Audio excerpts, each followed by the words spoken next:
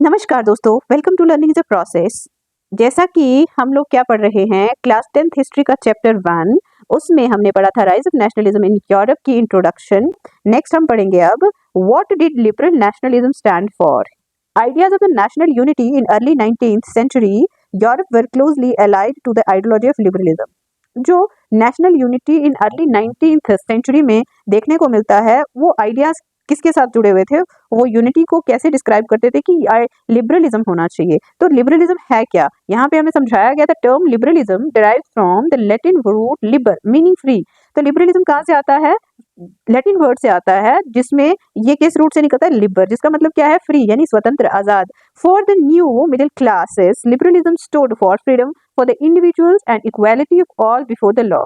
अब जो नई मिडिल क्लास इमर्ज हुई थी ना, तो उनके लिए क्या था? फ्रीडम क्या था? यहाँ पे इक्वालिटी चाहते थे वो सबके लिए, बिफोर लॉ, कानून के सामने सब लोग इक्वल होंगे, बराबर होंगे। ठीक है, नाउ देखिए, politically it emphasized the concept of government by consent. Since the French Revolution, liberalism had stood for the end of autocracy and the clerical privileges, a constitution and representative government through parliament. 19th century liberal also stressed the inviolability of private property.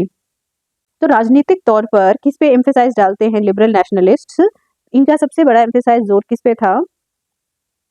जो government है वो किससे होनी चाहिए? Consent से होनी चाहिए, सबकी इच्छा से बनी हुई होनी चाहिए।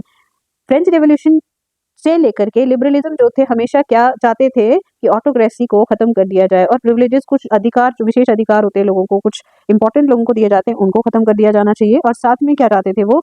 Constitution and representative government. तो कॉन्स्टिट्यूशन चाहिए था उनको, यानी संविधान चाहिए था, और ऐसी गवर्नमेंट जहाँ पे रिप्रेजेंटेटिव गवर्नमेंट प्रेजेंट करते हो पार्लियामेंट के थ्रू, यानी पार्लियामेंट एक बॉडी रहेगा जिसमें लोगों के चुने हुए लोग जाकर के काम करेंगे। 19th सेंचुरी में जो लिबरल्स थे ना, उनका प्राइवेट प्रॉपर्टी के ऊपर भी क्या है? स्ट्रेस है, यानी कि उसमें कुछ ही लोगों के हाथ में प्राइवेट प्रॉपर्टी रहे, ऐसा नहीं होना चाहिए। जो एफिशिएंट है, जो काबिल है, उसके पास प्राइवेट प्रॉपर्टी होना किसी भी तरह से नाजायज नहीं है।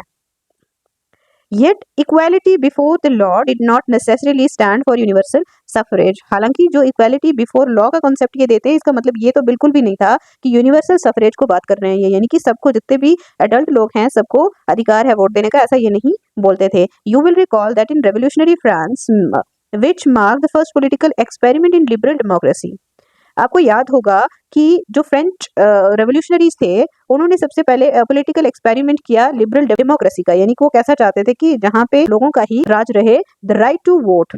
देखिए, वहाँ राइट टू वोट की बात करते हैं कि लोगों को वोट देने का अधिकार है। जैसे हमने पढ़ा था कि वहाँ पे 3 सेक्शन में सोसाइटी डिवाइडेड थी। पहले तो क्लर्जी थे, फिर नोबल्स थे, फिर उसके बाद जो पीजेंट सेक्शन आती थी, एंड इसमें जो अपर सेक्शन थे, उन दोनों को काफी प्रिविलेजेस मिली हुई थी।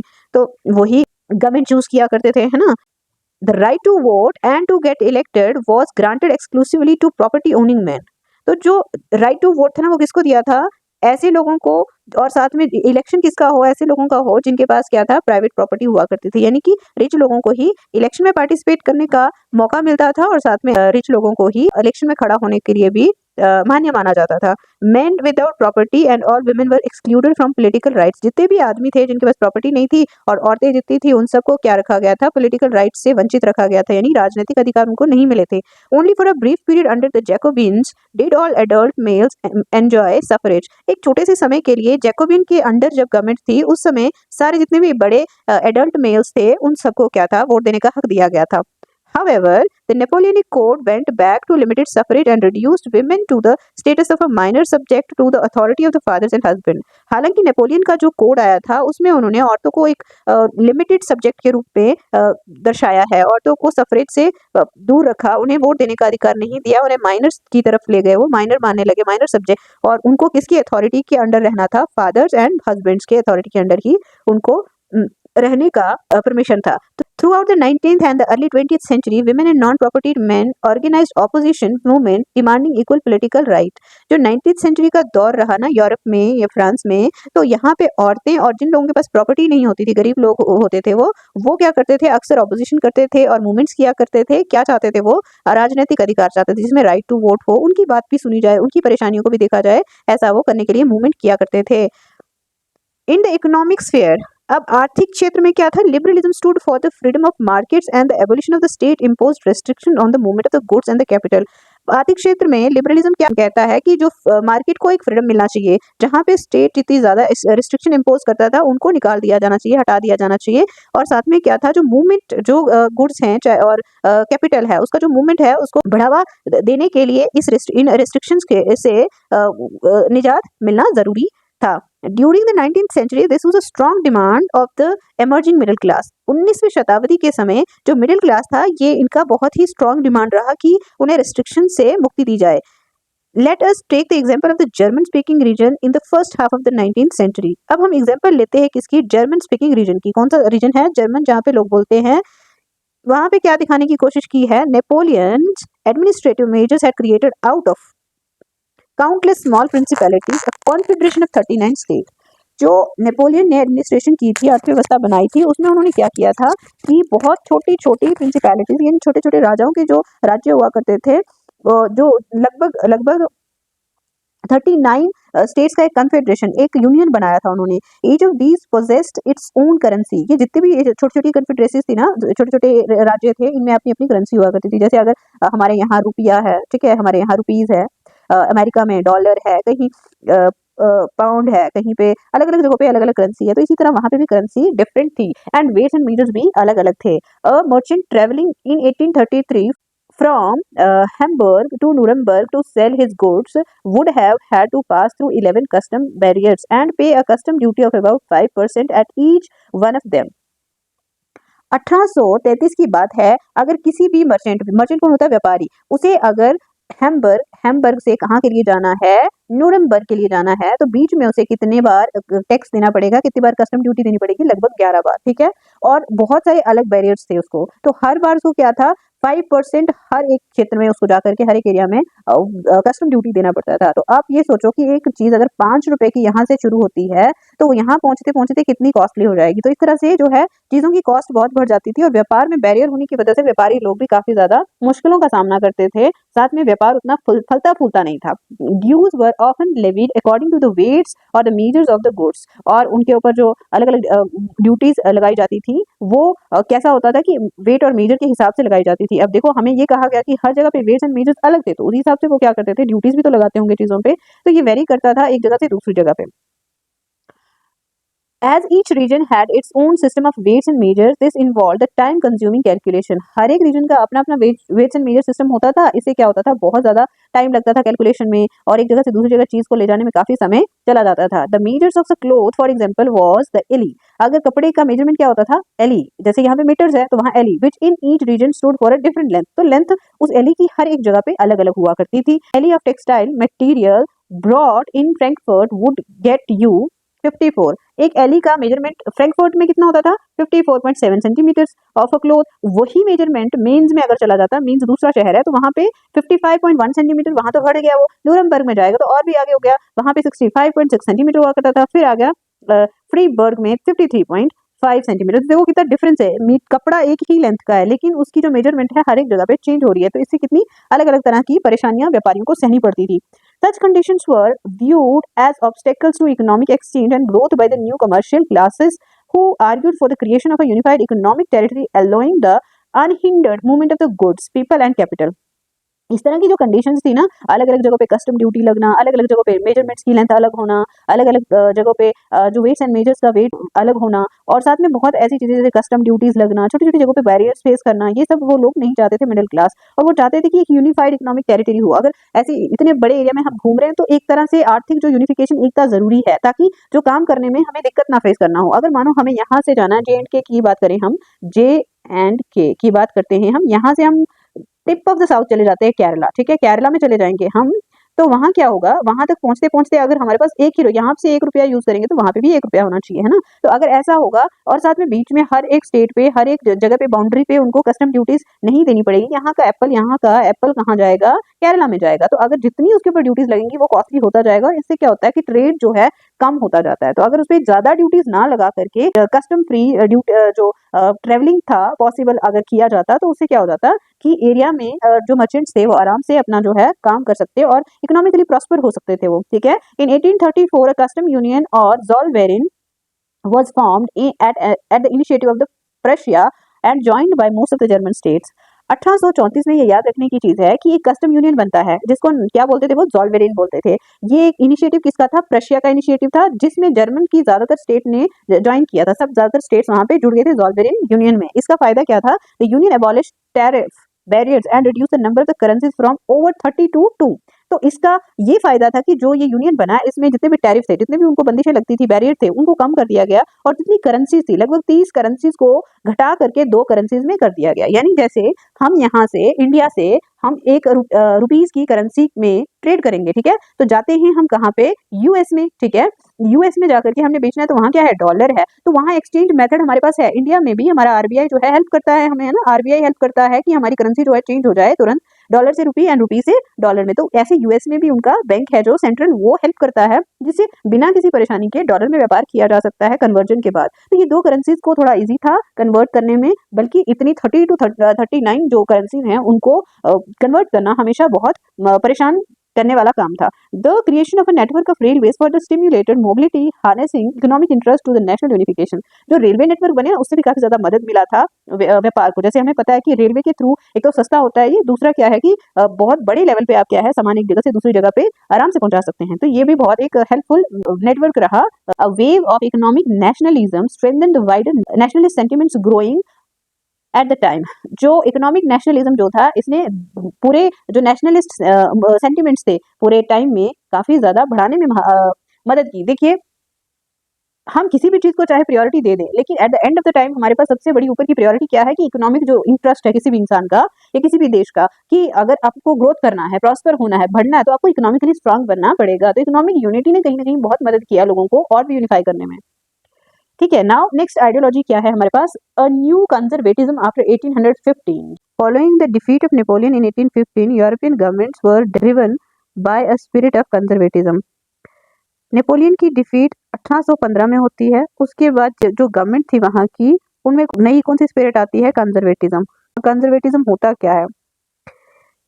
ये एक पॉलिटिकल फिलॉसफी है जो इसकी इंपॉर्टेंस पे स्ट्रेस देती है ट्रेडिशन, मतलब पुरानी परंपरा, जो पुराने इंस्टीट्यूशन थे इस्टेब्लिश पहले के, वो, और साथ में जो कल्चर है उनका, कस्टम्स हैं जितने भी, और ग्रेजुअल डेवलपमेंट को प्रेफर करते हैं, ना कि क्विक चेंज को।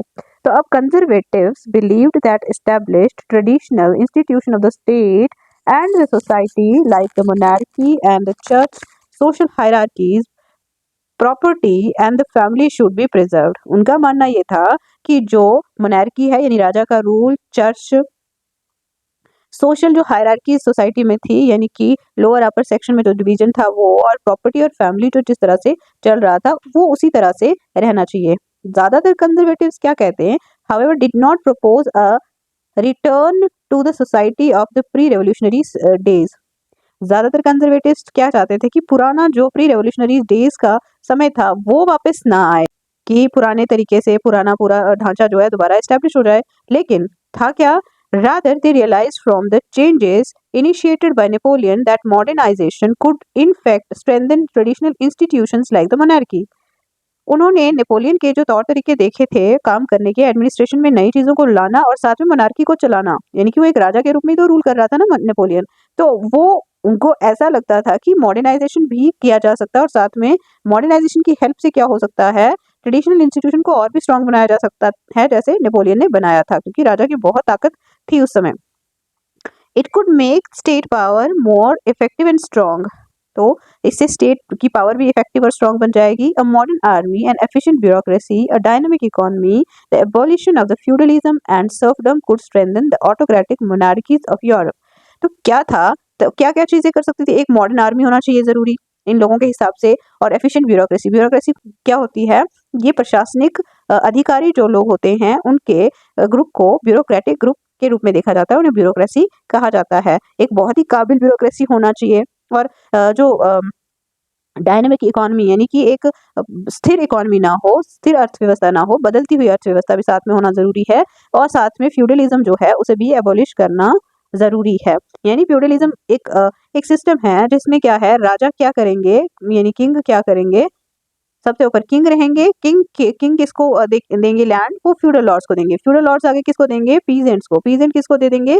किसी टेनेंट्स को। इस तरह से, और साथ में जो एंड में काम कर रहा है लेडर की सबसे नीचे, वो कौन है? सर्फ। सर्फ यानी गुलाम, जिसे अपनी इच्छा से कुछ भी करने का अधिकार नहीं है।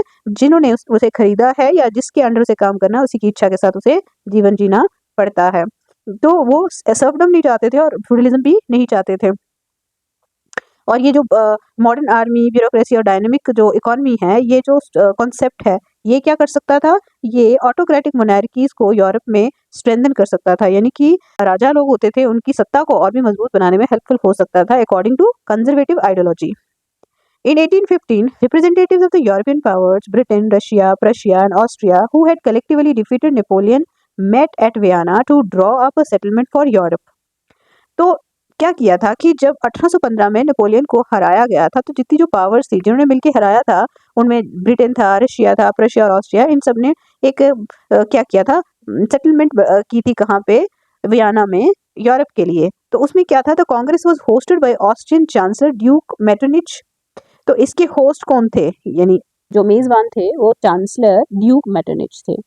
The delegates drew up the Treaty of Vienna of 1815 with the object of undoing most of the changes that had come about in Europe during the Napoleonic Wars.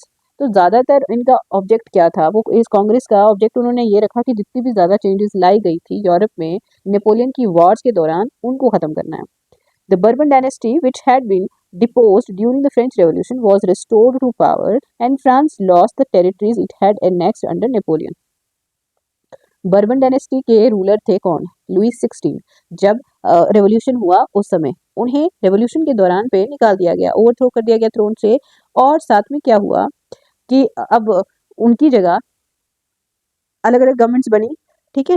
तो अभी फ्रेंच रेवोल्यूशन के बाद का ये जो समय, ये कंजर्वेटिव्स के थॉट्स का समय है, ये चाहते क्या हैं कि यहाँ पे दोबारा से बर्बन डायनेस्टी को ले आया जाए। फ्रांस को ज़्यादातर टेरिटरीज जो है उनकी छीन ली गई थी, कि जो नेपोलियन ने वॉर के दौरान जीती थी ना सारी टेरिटरीज, वो छीन ली गई। A series of states were set up on the boundaries of France to prevent French expansion in future. मान लो हमारा ये फ्रांस आ गया हमारा, ठीक है, फ्रांस, तो ये बाउंड्रीज हैं, बाउंड्रीज के आसपास ऐसी ऐसी स्टेट की सीरीज तैयार कर दी गई ताकि जो कंट्रोल बना रहे फ्रांस के ऊपर, ये दोबारा कोई एक्सपेंशन ना कर पाए, आगे ना बढ़ पाए, ठीक है। Thus, the kingdom of Netherlands, which included Belgium, was set up in the north. जो नेदरलैंड का किंगडम था ना, जिसमें बेल्जियम भी आता था, उसे नॉर्थ में रखा गया। और Geneva was added to Piedmont in the south. तो जिनीवा जो एरिया था उसको पीडमाउंट में जोड़ दिया गया दक्षिण की तरफ, ठीक है।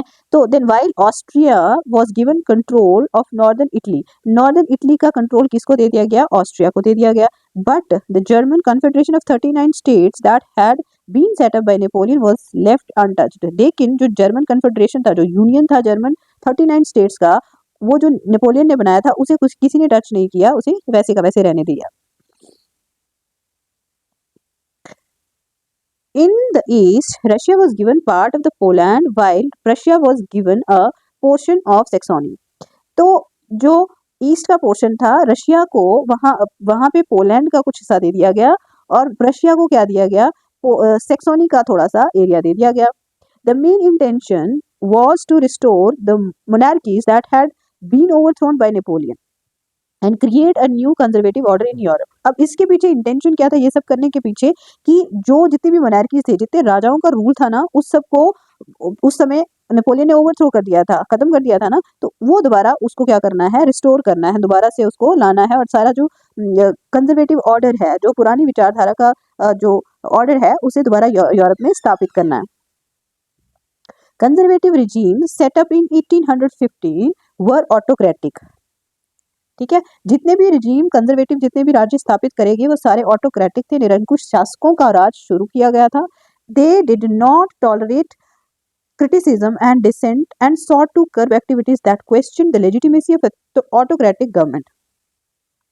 तो वो लोग जिनको राजा के रूप में स्थापित किया गया, वो कोई भी क्रिटिसिज्म बर्दाश्त नहीं करते थे, उनके खिलाफ कोई बोल देता, ऐसी एक्टिविटीज को कर्व करने की उन्होंने पूरी कोशिश की, और वो ऐसी एक्टिविटीज को कभी भी आगे नहीं बढ़ने देना चाहते थे जो उनकी लेजिटिमेसी को क्वेश्चन, उनके ऊपर कोई प्रश्न उठाएं कि वो कुछ गलत कर रहे हैं या कुछ भी इस तरह के उनके अगेंस्ट ना बोल पाए।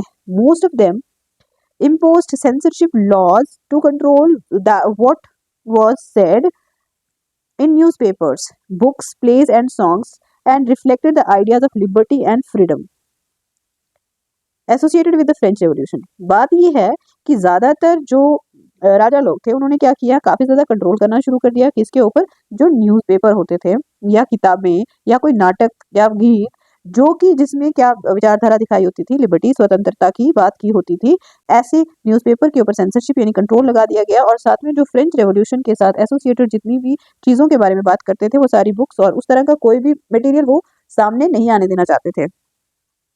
The memory of the French revolution nonetheless continue to inspire liberals. हालांकि जो फ्रेंच रेवोल्यूशन की याद थी वो जितने भी रेवोल्यूशनरी लोग थे, लिबरल लोग थे जो उनके मन में ताज़ा थी, वो उनके मन से कोई मिटा नहीं पाता था। One of the major issues taken up by the liberal nationalists who criticized the new conservative order was freedom of the press। एक बड़ा इशू जो है इसके लिबरल नेशनलिस्ट ने जो उठाया था वो क्या कर रहे थे, क्रिटिसिज्म कर रहे थे किसका, कंजर्वेटिव्स का, किसके लिए कि वो फ्रीडम नहीं दे रहे प्रेस की फ्रीडम को कर्ब क्यों किया जा रहा है उसके अगेंस्ट वो बोल रहे थे। अब द रेवोल्यूशनरीज, यहाँ पे आ गई रेवोल्यूशनरीज की बात। हमने पढ़ा सबसे पहले लिबरल नेशनलिस्ट, उनकी विचारधारा पढ़ी, देखो इनका डिफरेंस हमें पता होना चाहिए। दूसरा हमने पढ़ा कंजर्वेटिव्स, फिर उनकी विचारधारा, नाउ रेवोल्यूशनरीज। अब इंडिया की बात अगर करें हम समझने के लिए तो एक था नरम दल, हिंदी में कहें एक नरम दल और एक गरम दल था। नरम दल लोग क्या करते थे, बहुत पैसिफिक यानी शांतिपूर्ण तरीके से अपना काम करवाने की कोशिश करते थे गवर्नमेंट से। दूसरी तरफ से गरम दल के लोग क्या करते थे कि वो एकदम से क्रांतिकारी रूप से काम को खत्म करके वो गवर्नमेंट के अगेंस्ट जाकर के भी काम करने को तैयार थे। तो इसी तरह से रेवोल्यूशनरी जो है क्रांतिकारी हैं। During the years following 1815 the fear of repression drove many liberal nationalist underground. तो 1815 के बाद जब ऑटोक्रेटिक गवर्नमेंट एस्टेब्लिश हो जाती है अलग अलग देशों में, तो ज्यादातर जितने भी लिबरल नेशनलिस्ट थे उनके अंदर क्या था, एक डर था ना कि अगर वो कुछ बोलेंगे तो उन्हें मार दिया जाएगा, उनको रोक दिया जाएगा या जेल में डाल दिया जाएगा, इस तरह से उनका काम नहीं होगा। तो फिर वो अंडरग्राउंड एक्टिविटीज करने लगे, छुप छुप के काम करने लगे। Secret societies sprang up in many European states to train revolutionaries and spread their ideas. Secret societies को बनाया गया पूरे यूरोपियन स्टेट्स में ताकि जो रेवोल्यूशनरीज थे उन्हें ट्रेन किया जाए और उनके जो आइडियाज थे, जो लिबरल आइडियाज थे उनको स्प्रेड किया जाए। To be revolutionary at this time meant a commitment to oppose monarchical form that had been established after the Vienna Congress and to fight for liberty and freedom। इस समय कोई भी revolutionary बात करना या क्रांतिकारी होना का सीधा सीधा मतलब ये था कि वो लोग किसके खिलाफ हैं, गवर्नमेंट के, मोनार्किकल जो रूलर थे उनके खिलाफ हैं। और साथ में क्या है, जो कांग्रेस में जो वियना कांग्रेस के जो कमिटमेंट हैं उनके उनके भी खिलाफ है वो लोग, ठीक है। तो वो फाइट किसके लिए कर रहे हैं, लिबर्टी के लिए और फ्रीडम के लिए फाइट कर रहे हैं, इसका सीधा मतलब ये निकलता था। Most of these revolutionaries also saw the creation of nation states as a necessary part of this struggle for freedom. तो ज्यादातर रेवोल्यूशनरीज या क्रांतिकारी लोगों का मानना ये था कि नेशन स्टेट्स होना बहुत जरूरी है इस स्ट्रगल में जो वो अपनी स्वतंत्रता के लिए लड़ रहे थे। One such individual was the Italian revolutionary Giuseppe Mazzini। उनमें से एक ऐसा इंडिविजुअल था जिसका नाम क्या है, Giuseppe Mazzini। कहाँ पे पैदा हुए ये, born in Geneva in 1807। He became the member of secret society of Carbonari। Carbonari का वो एक मेंबर बन जाता है सीक्रेट सोसाइटी का, ठीक है। As a young man of 24 he was sent into exile in 1831 for attempting a revolution in Liguria। तो 24 साल की उम्र में उन्हें क्या कर दिया गया था, देश निकाला दे दिया गया था। क्यों, क्योंकि 1831 में उन्होंने एक क्रांति कर दी थी, कहाँ पे, लिगुरिया में क्रांति की थी। पैदा कहाँ हुए, जिनोवा में, और क्रांति की लिगुरिया में।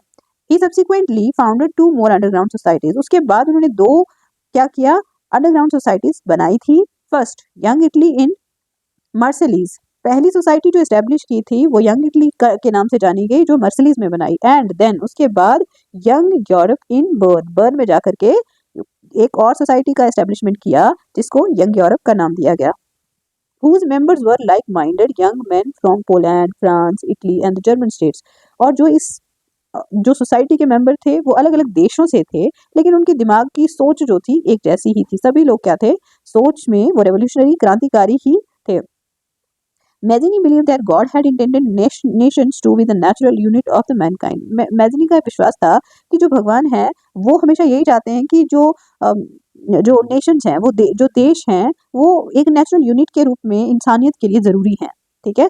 तो so Italy could not continue to be the patchwork of small states and kingdoms. तो उनका मानना ये था कि इटली को छोटे छोटे हिस्सों में और ज्यादा विभाजित रहने की कोई जरूरत नहीं थी, नहीं रहना चाहिए उसको। It had to be forged into a single unified republic within a wider alliance of the nations।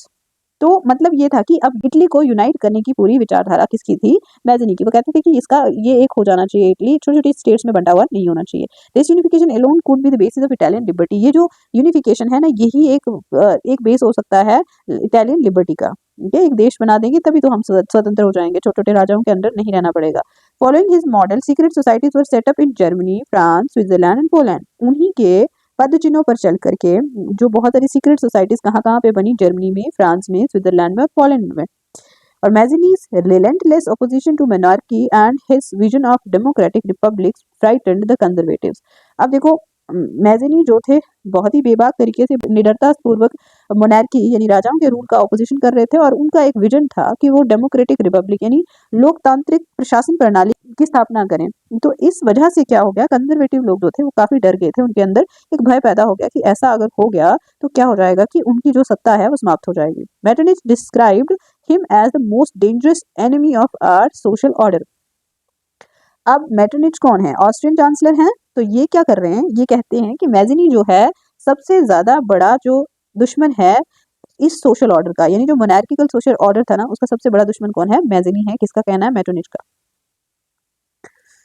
The age of revolution, क्रांति का युग, 1830 से लेके 1848 तक का समय है ये। ठीक है, तो यहाँ पे क्रांति कैसे होती है देखते हैं हम। As conservative regimes try to consolidate their power, liberalism and nationalism came to be increasingly associated with the revolution in many regions of Europe, such as the Italian and German states, the provinces of the Ottoman Empire, Ireland and Poland. These revolutionaries were led by the liberal nationalists belonging to the educated middle class elite, among whom were professors, school teachers, clerks and members of the commercial middle classes।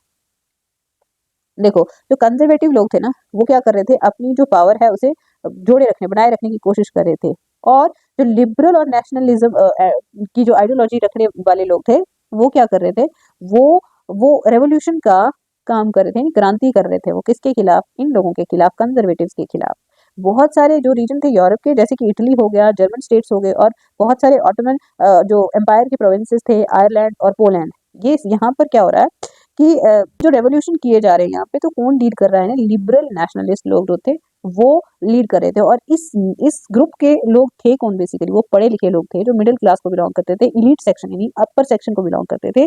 उनमें से कुछ लोग professor थे, है ना, professor यानी कि university teacher जो होते हैं। तो देन कुछ लोग क्या थे, स्कूल टीचर्स थे, क्लर्क्स थे, और बहुत सारे जो कमर्शियल मिडिल क्लास के लोग थे, वो सब इसी लिबरल नेशनलिस्ट ग्रुप का हिस्सा थे जो क्रांति कर रहे थे। The first upheaval took place in France in July 1830। पहला जो क्रांति हुआ 1830 में फ्रांस में हुआ।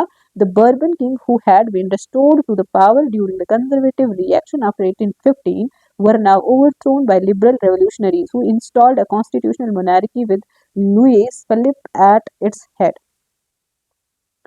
तो बर्बन किंग जो थे ना, जिनका एस्टेब्लिशमेंट हुआ था, जिनको दोबारा थ्रोन पे रखा गया था, किसके द्वारा, कंजर्वेटिव लोगों के द्वारा, उन्हें वहां से निकाल दिया गया और कौन सा, अब कॉन्स्टिट्यूशनल मोनार्की को एस्टेब्लिश कर दिया गया, यानी कि संविधानिक राजा तो राज करेंगे लेकिन कॉन्स्टिट्यूशन रहेगा, संविधान रहेगा। जो रूलर का क्या नाम है, किसको रखा इनका हेड, लुइस फिलिप को उन्होंने अपना राजा घोषित कर दिया। When France sneezes, Metternich once remarked, the rest of the Europe catches cold। मेटरनिच के शब्दों में एक बार उन्होंने ये कहा कि जैसे ही फ्रांस को छींक आती है तो यूरोप के पूरे देशों में क्या होता है, जुकाम हो जाता है। मतलब कहने का ये है कि छोटा सा एक इंसिडेंट जो फ्रांस का है वो किसको प्रभावित करता है, पूरे यूरोप को पूरी तरह से प्रभावित करता है। The July revolution sparked an uprising in Brussels which led to Belgium breaking away from the United Kingdom of the Netherlands. तो जुलाई रेवोल्यूशन जो था ना, उससे क्या हो जाता है कि ब्रसेल में एक अपराइजिंग हो जाती है, इसकी वजह से, जुलाई रेवोल्यूशन के दौर में। तो इस वजह से बेल्जियम जो है यूनाइटेड किंगडम से अलग हो जाता है। यूनाइटेड किंगडम ऑफ नीदरलैंड जो था वहां से बेल्जियम सेपरेट हो जाता है। ठीक है, तो नेक्स्ट क्या आ जाता है, an event that mobilised nationalist feeling among the educated elite across Europe was the Greek war of independence. जो ग्रीक वॉर ऑफ इंडिपेंडेंस था ना, उससे भी काफी ज्यादा जो पढ़े लिखे लोग थे उनके अंदर नेशनलिस्ट फीलिंग इमर्ज होने में सहायता मिली। Greece had been a part of Ottoman Empire. Greece किसका हिस्सा था, ऑटोमन एम्पायर का हिस्सा था। ठीक है, 15वीं शताब्दी से लेकर के ये ऑटोमन का एम्पायर का हिस्सा बन चुका था।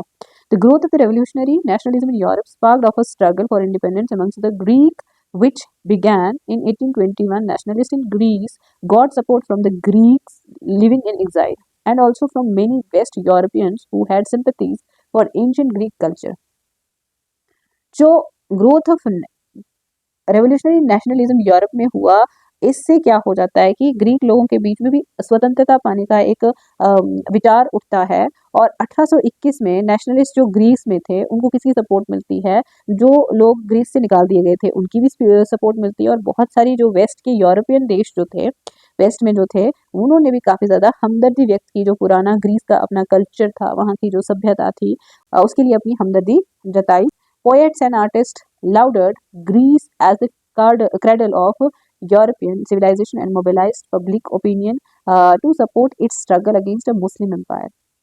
क्या था कि जो पोएट्स थे, कवि लोग थे, आर्टिस्ट थे, ठीक है, कलाकार लोग जो थे, ये लोग भी क्या, इनका मानना ये था कि जो सभ्यता की जन्मभूमि है ना, वो ग्रीस है, वो ग्रीस को मानते थे और इस सभ्यता को पुनर्जीवन देने के लिए, यानी उन्हें स्वतंत्र करने के लिए मुस्लिम एम्पायर से उन सब लोगों ने अपनी अपनी तरफ से इंस्पिरेशन देने का काम किया। The English poet Lord Byron organise funds and later went to fight in the war. एक इंग्लिश पोएट हैं, कवि हैं, जिनका नाम लॉर्ड बिरॉन है, वो एक फंड ऑर्गेनाइज करते हैं और बाद में फिर वो युद्ध में चले जाते हैं, ठीक है।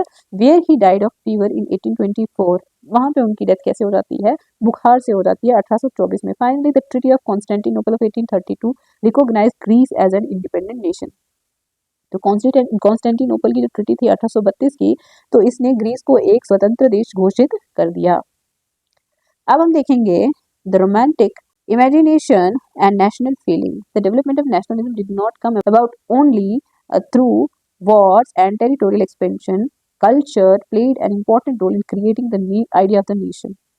देखो, नेशनलिज्म की भावना जो है एकदम से नहीं आ गई थी कि मतलब वो क्या हो गया कि खूब सारे एरियाज को जीता है, एक राजा है, एक रूलर है, वो यहाँ भी जीत रहा है, यहाँ पे भी जीत रहा है, ठीक है।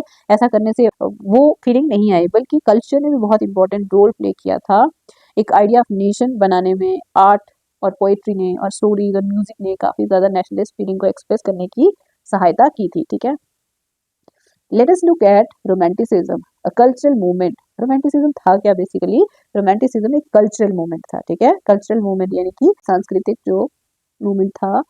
इस कल्चरल यानी सांस्कृतिक मूवमेंट ने पर्टिकुलर तरीके का एक नेशनल सेंटिमेंट लोगों के अंदर जगाने का काम किया, ठीक है।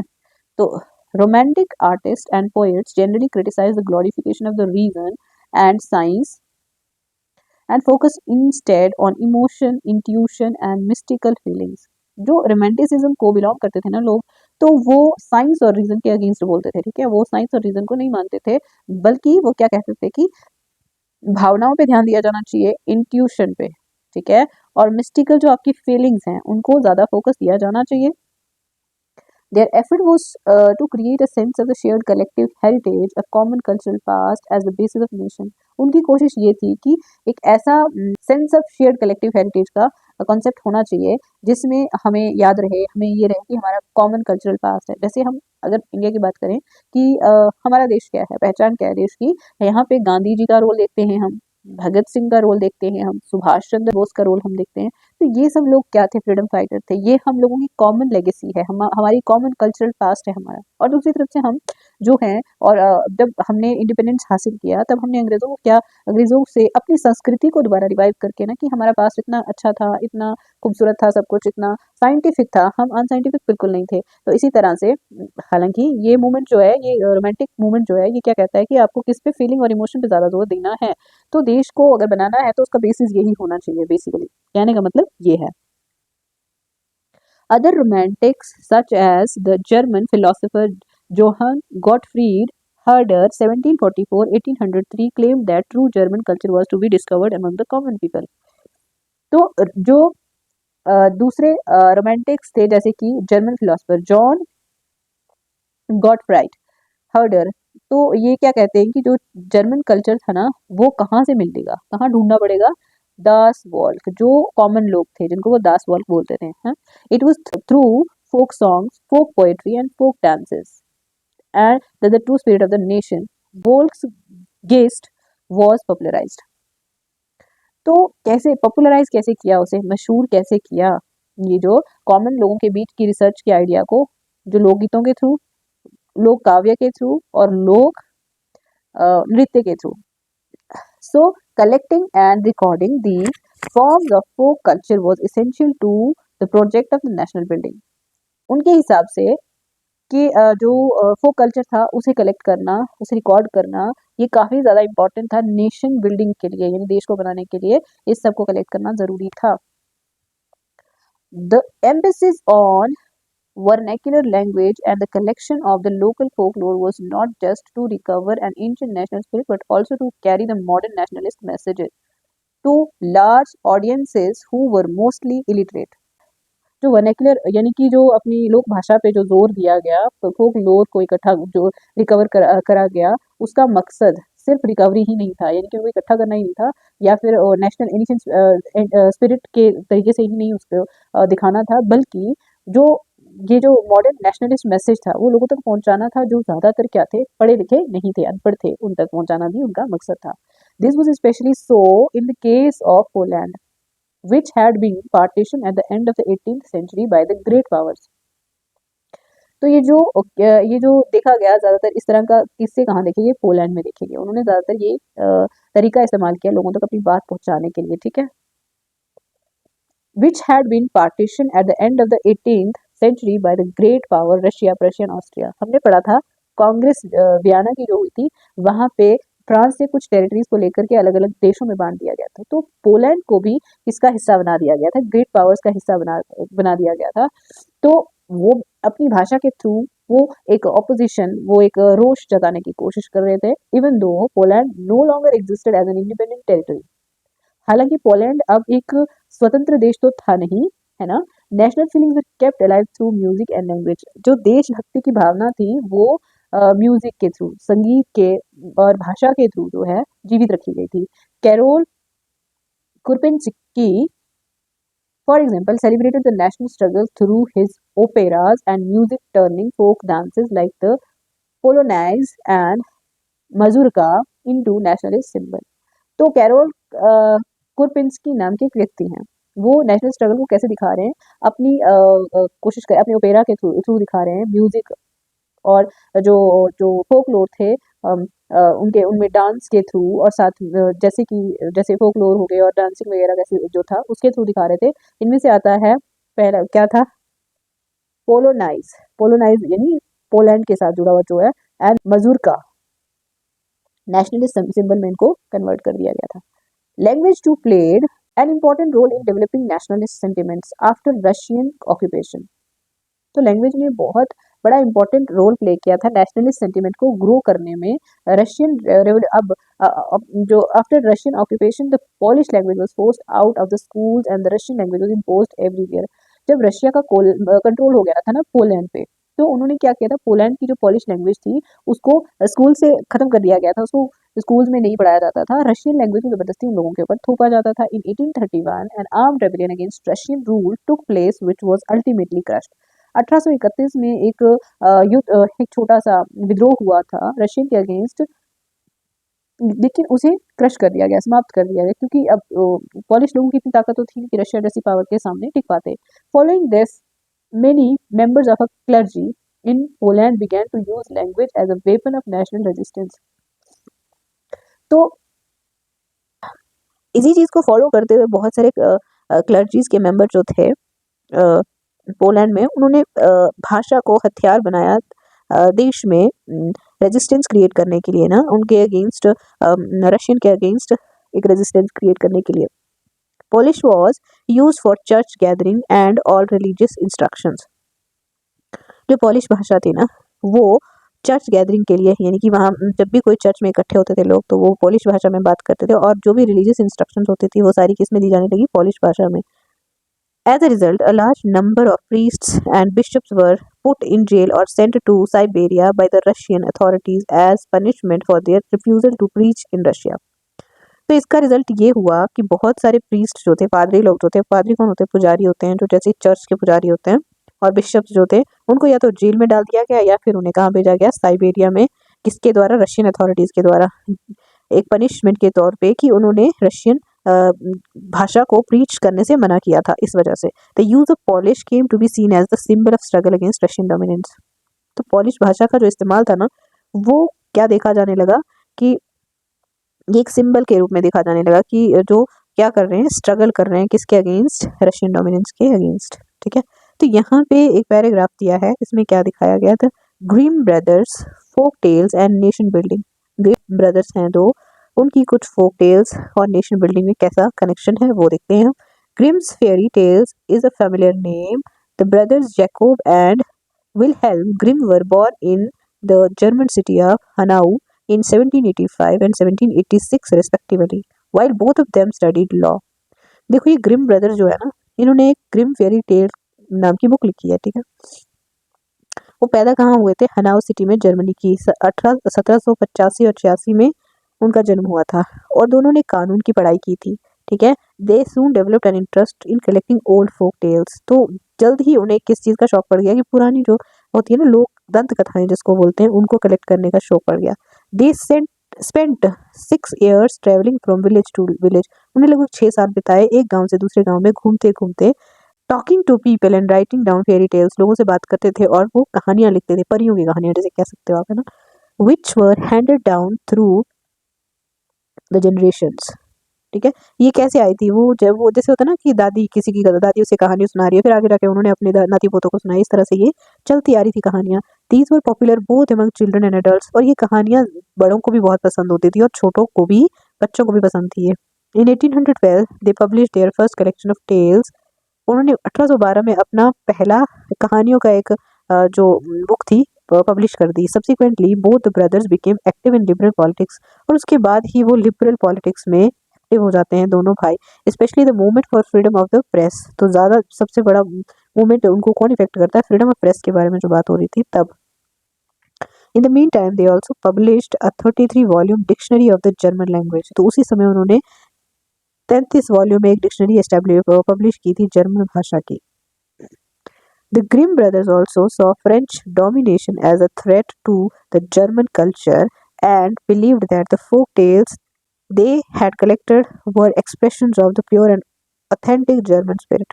ग्रिम ब्रदर ने जो फ्रेंच डोमिनेशन जो था उसे एक थ्रेट के रूप में देखा जर्मन कल्चर के लिए। वो मानते थे कि फ्रेंच डोमिनेशन नहीं होना चाहिए जर्मनी के ऊपर, क्योंकि इसका अपनी संस्कृति समाप्त हो जाएगी। और उनको ऐसा लगता था, विश्वास ये था उनका कि जो वो कहानियां बताते थे ना, तो वो एक ऑथेंटिक जर्मन जो स्पिरिट है उसको बताती हैं, उसके बारे में बात करती हैं। They consider their project of collecting folk tales and developing the German language as a part of wider effort to oppose French domination. उनको ऐसा लगता था कि जो उन्होंने अपनी जर्मन लैंग्वेज में जो लिखा है वो फ्रेंच डोमिनेशन के अगेंस्ट काम कर सकता है and created German national identity. और इससे जर्मनी की अपनी जो देश की पहचान है वो क्रिएट होगी। ठीक है, hunger, hardship, and popular revolt. In 1830 were years of great economic hardship in Europe. देखो हंगर क्या होता है, भूखमरी, हार्डशिप मुसीबतें, पॉपुलर रिवोल्ट प्रसिद्ध विद्रोह। इन 1830 वर years of great economic hardship in Europe. 1830 का समय जो था काफी ज्यादा मुश्किलों भरा था यूरोप के लिए। The first half of the 19th century saw an enormous increase in population all over Europe. जो पहला हाफ था 19th सेंचुरी का, उसमें काफी ज्यादा पॉपुलेशन बढ़ गई थी यूरोप में। In most countries there were more seeker of jobs than employment. ज्यादातर देशों में क्या था, लोगों को काम की जरूरत थी, काम के लिए काम की तलाश में थे ज्यादा लोग।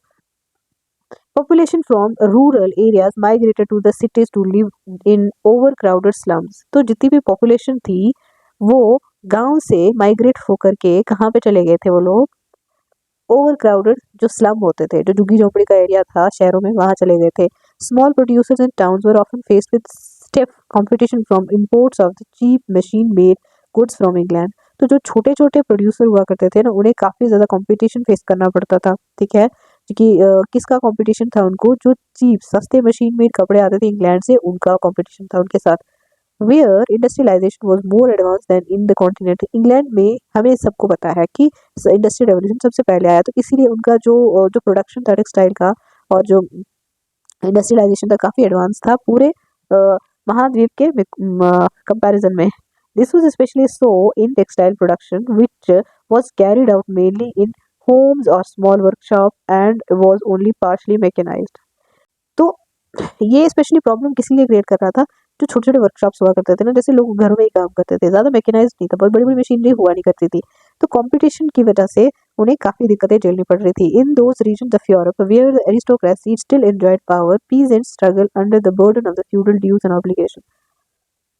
ऐसे कुछ रीजन थे यूरोप के जहाँ पे अभी तक जो था राजतंत्र चल रहा था, तानाशाही चल रही थी, और जो किसान थे वो काफी ज्यादा संघर्ष कर रहे थे, और वो किसके बर्डन के तले थे, फ्यूडल जो ड्यूज होते थे, फ्यूडल लॉर्ड्स उनको कर्जा देते थे, ठीक है, जो उनके ऊपर ऑब्लिगेशन लगी होती थी, उसके वजह से वो सफर कर रहे थे। The rise of the food prices और year of the bad harvest led to widespread pauperism in town and country. तो खाने का कीमतें बढ़ जाना और बहुत सारा जो फसल अच्छी ना होने की वजह से क्या हुआ था, लोगों में और भी रोष बढ़ गया था, और भी परेशानियां बढ़ रही थी उनकी देश में। In the year 1848 was one such year. 1848 का साल भी एक ऐसा ही साल था। Food shortages and wide spread unemployment brought the population of Paris out on the roads. तो उस समय भी ये खाने की कमी होने की वजह से, बेरोजगारी होने की वजह से जो लोग थे वो कहाँ, पेरिस की सड़कों में आके खड़े हो गए। Barricades were erected and Louis Philippe was forced to flee. बहुत सारी बैरिकेड्स बनाए गए और जो लुइस फिलिप जो राजा था उसे भागने में मजबूर कर दिया गया। A national assembly proclaimed a republic, granted suffrage to all adult males above 21, and granted the right to work. National workshops to provide employment were set up. National assembly ने क्या घोषणा की थी कि एक क्या होगा, रिपब्लिक होगा, जो सबको क्या देगा, राइट टू वोट देगा, ठीक है, जितने भी लोग 21 साल के बाद के हैं, यानी मेल, और क्या गारंटी करते थे वो, राइट टू वर्क, काम करने के अधिकार को भी गारंटी किया था। तो नेशनल जो वर्कशॉप थी ना, वहाँ पे एम्प्लॉयमेंट प्रोवाइड करने के लिए कोशिश करी गई, वर्कशॉप शुरू करी गई थी ताकि लोगों को एम्प्लॉयमेंट दिलाया जा सके। Earlier in 1845 viewers in Silesia had led to revolt against contractors who supplied them raw material and gave them orders for finished textile, but drastically reduced their payments. The journalist Wilhelm Wolff described the events in a Silesian village as follows. देखो, 1845 का समय था जब जो कुछ बुनकर लोग थे, हथकरघा हाथ से बुनने वाले लोग थे, उन्होंने रिवोल्ट किया था कॉन्ट्रैक्टर के अगेंस्ट, ठेकेदारों के अगेंस्ट, जो उन्हें रॉ मटेरियल सप्लाई करते थे और उनसे जो बनी हुई चीज़ों को डिमांड करते थे, लेकिन उन्हें जो पैसा था बहुत कम देते थे, वो उनसे पैसा खा लेते थे। तो एक जर्नलिस्ट हैं जिनका नाम विलहेल्म वोल्फ, वो इस इवेंट को सिसिलिया विलेज में इस तरह से दिखाने की कोशिश करते हैं। In these villages about with 18,000 inhabitants, cotton weaving is the most widespread occupation. तो यहाँ का काम क्या था लोगों का, इस गांव का, कि ज़्यादातर लोग क्या करते थे, कॉटन की खेती करते थे, कॉटन वीविंग किया करते थे, बुनते थे, ठीक है। The misery of the worker is extreme. जो परेशानी थी काम को करने वाले लोगों की क्या थी, the desperate need for jobs had been taken advantage by the contractor. लोगों की जरूरत बहुत ज्यादा थी ना काम की, तो इसका फायदा कॉन्ट्रैक्टर लोग उठा रहे थे to reduce the prices of the goods they order, कि जो वो चीज़ें मंगाते थे उनकी जो कीमतें हैं उन्हें कम करने के लिए वो फ़ायदा उठाया करते थे। ऑन 4 जून एट 2 PM, 4 जून 2 बजे की बात है, a large crowd of weavers emerged from their homes and marched in Paris up to the mansion of their contractor demanding higher wages. तो 4 जून को 2 बजे के करीब एक पूरा झुंड इकट्ठा होके बुनकर लोगों का अपने घरों से निकलकर पेरिस की तरफ चल पड़ता है, जहाँ पे उनका कॉन्ट्रैक्टर रहते थे, और क्या डिमांड कर रहे थे वो, अपनी तनख्वाह बढ़ाने की, पैसे बढ़ाने की। They were treated with scorn and threats alternately. उन्हें काफ़ी ज़्यादा परेशान किया गया और धमकियाँ दी गई, ठीक है, वीवर्स को। Following this a group of them forced their way into the house, ठीक है। तो इसके बाद जो है उनमें से एक ग्रुप था जो वो अपने घरों के लिए आ गए। Smashed it's elegant window panes, furniture, proclaimed porcelain. Another group broke into the storehouses and plundered to it of the supplies of clothes which they tore to shreds. The contractor fled with his family to a neighboring village, which, however, refused to shelter such a person. He returned 24 hours later, having questioned the army. In the exchange that followed, 11 weavers were shot. तो गुस्से में आकर के उन्होंने बहुत बर्बादी कर दी, ठीक है। उन्हें फर्नीचर तोड़ा, पता नहीं वहाँ जाके क्या-क्या नुकसान करके आ गए। तो ऐसे में फिर क्या होता है कि अब जो कॉन्ट्रैक्टर को अपनी फैमिली लेकर के किसी पास वाले गाँव में जाना पड़ा, जो जहाँ पे उसे कोई शेल्टर किसी ने दी नहीं, उसे कहीं कोई पनाह मिली ही नहीं। तो वो 24 आवर्स के बाद दोबारा वापस आ जाते हैं। In the exchange that followed 11 weavers were shot. तो फिर ऐसे में उन्होंने क्या किया, जो वीवर्स थे उनमें से बहुत सारे यानी 11 लोगों को मार दिया गया था, ठीक है। किसका बदला लेने के लिए कि उन्होंने किसको, जो लीडर है उसकी इंसल्ट करवाई है, यानी कि जो उनका कॉन्ट्रैक्टर है उसकी इंसल्ट करवाई है इसलिए।